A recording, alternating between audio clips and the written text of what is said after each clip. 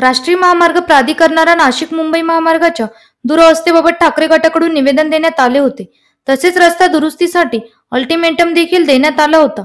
मात्र दिलेल्या वेळेत रस्त्याची दुरुस्ती न झाल्याने ठाकरे गटाकडून आक्रमक होत नाशिक मुंबई महामार्गावर असलेला घोटी टोल नाका अडवत आंदोलन करण्यात आले.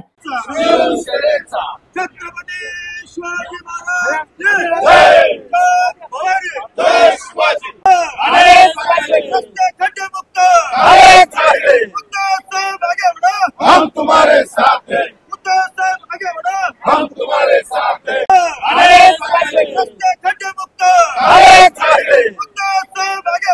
हम तुम्हारे साथ हैं, हम तुम्हारे साथ हैं।